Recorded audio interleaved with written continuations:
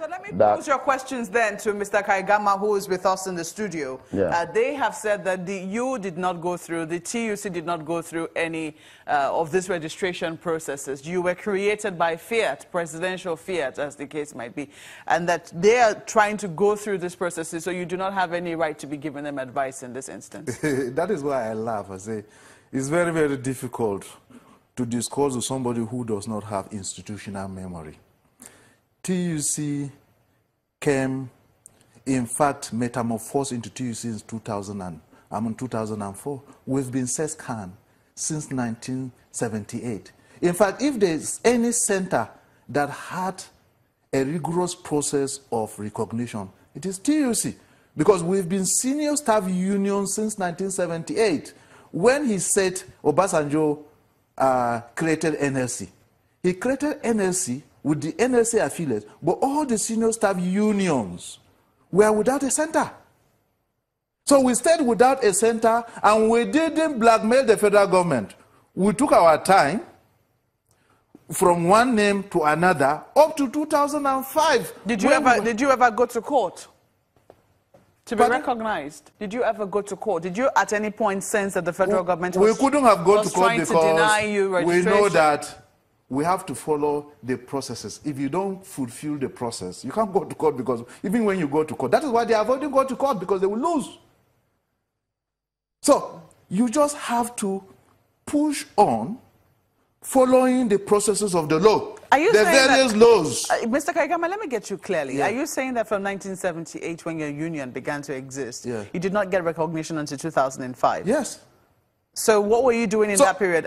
In that period, did we were organizing ourselves, but we've never threatened to go on strike based on that umbrella. In other words, tactically, we use our affiliates to demand for our individual sectorial agitations. So we never went under whether SESCAN or TUC to hold the government to ransom. So when he's citing ILO Convention 98 about freedom of association and collective bargaining, freedom of trade union practice and collective bargaining, it doesn't envisage that. Every country has its own peculiarities. In some countries, we even have police and soldiers as part of trade unions. ILO conventions recognize constitutions of those countries. Like in Nigeria, Section 14 of our constitution says you have freedom of association. Those freedoms are not absolute. You cannot say, okay, I am a journalist today, I can decide to be a lawyer. No. Within the realm of your sector, you can move. But without contravening any parts of the law. So what we are saying is that our good friend, my good friend, Chise, should really look at issues based on law, look at issues from the perspective of studying what has happened over the years. Because Nubife, as he's citing, the electricity junior unions, we have the senior unions of electricity workers. What we try to say is... Are they a part of ULC, of TUC? Yes, the senior workers in the electricity sector are they declaring a strike? They are not. So what we are saying is that if you have a peculiar issue in the industry, liaise with your senior staff within the industry. A kind of put forward your demands. That is where you will succeed. But not that issue of grandstanding, that issue of table banging. We are gone through that era. We are in the era where you use your brains. Use the rule of law to achieve what the tripartism and collective bargaining is all about building consensus. We will come back and wrap up discussions in just a moment. Please stay with us. Oh, Mr. Baboy Kaigama is still with us in the studio, and I understand that Nyota has a question for you. Yeah, Mr. Kaigama, while we're still continuing the conversation of recognition or no recognition, let's look at the issues that they are contending for, the ones that they are going on strike for. Do they have a right, or are they worth agitating for, these issues, I mean? Well, that is up to them and their employers. But to use the name of ULC is illegal. Let them use their individual unions and put forward their issues that are agitating their minds or their workplaces. I think that is the best the law can recognize. When you say to use ULC, when you say that's up to them and their employers, one of the demands they're asking, one of the things they're talking about, let me just mention two. One is the posting of policemen and soldiers to premises or office premises or to factory premises. That's one. Number two is a revisit of the privatization process around the electricity or privatization processes generally across the country. And you're saying that's between them and their employers. Yeah, you see, the issues of privatization of the police at workplaces, they cannot do it alone. We have to have a synergy between us, because at every work premises, you have this junior staff union and you have the senior staff union. So if the junior staff union wants to take it alone and the senior staff union, they are not on the same page, it becomes a problem. So first and foremost, put your house in order, then present it on a very, very sound footing based on, say, workers in the electricity union are demanding for so. Workers in the industry, junior and senior, are demanding for so. So they have their own CBA, collective bargaining processes, that culminates into a collective bargaining agreement. So if you do that, it will be better for them. So I urge them to get back to the drawing boards and then refashion their own strategy. But this one has failed.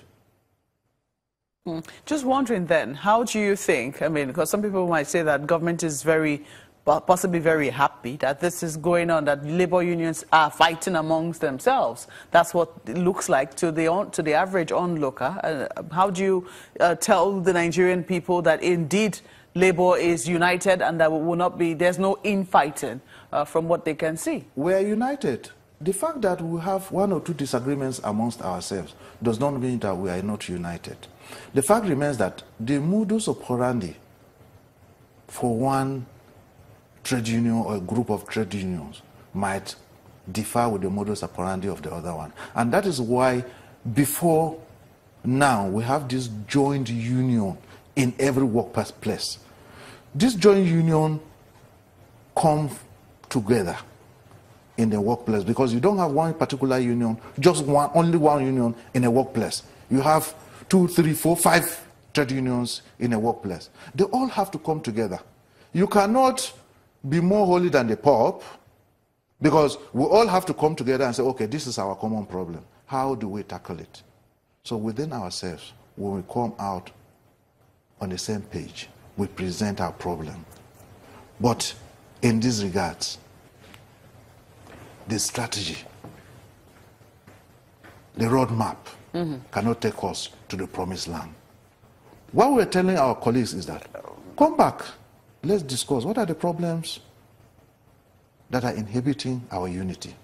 For instance, in the electricity sector, Mr. Kaigama, I would have loved that our very good friend, Joajero, in electricity, who really spearheaded the negotiation about their own privatization, should own up. I have failed to take our members to the promised land. Come, let's put our heads together and then see how we can ameliorate the situation. Well, let's see how the conversation will go in the following days. We have to thank you most kindly. We're totally out of time, I'm afraid. We have to thank you very much for coming on Sunrise Daily. Mr. Baboy Kaigama is the president of the Trade Union Congress of Nigeria. It's back to you, Chamberlain, in Lagos. Well, thank you, Mr. Chester. Is ULC proceeding with this strike? Of course we are. We're already. How are you going to get an agreement? Because some of these issues, I mean, I'm not sure all of your issues will be met. Look, let me. I would want to say all of our demands will be met, but the most important thing, like I said, is proactiveness of governance. If the institution is proactive, I think we won't get to where we are. I don't want to join issues with Kaigama, but unfortunately, I'm very much sure his members out there are also listening to him. the way he's presenting the issues. We're not joining issues with TUC. We're not going to join issues with NLC. But when we get to that bridge, we'll know where the labor force stands. We'll know where the workers belongs to. It's very unfortunate that labor leaders at Kaigama and himself and the NLC president will be on air to sound the way they are sounding. Forgetting that, I think they've forgotten that we're all marketing in the same marketplace. And the marketplace is not different. We're all in one place, also shopping. So is this going to be effective? If NLC and TUC are not part of the strike, how successful will it be? We don't need NLC, TUC to be part of our strike actions. NLC, TUC needs us. That's the gospel truth. The truth must be told as it is. NLC, TUC needs ULC. And so we don't need them in terms of talking about our strike actions. Even as an individual union, we don't need them. Unfortunately, the leadership of TUC and NLC is being misguided. Maybe I do not want to use the word that looks somehow, but I want to say I wish them all the best in the course of their endeavors as leaders of TUC and NLC. But I'll tell you, our strike action has commenced. Like you said, I asked this question again: is the act superior to the constitution of the country? All right. We'll have to answer. So these are the issues we must begin to ask ourselves as we progress in this course. Igor Chesa is the Deputy President of ULC and also the President of NUPEN. Thank you for coming on this morning. My pleasure. We're back in a moment. Don't go away.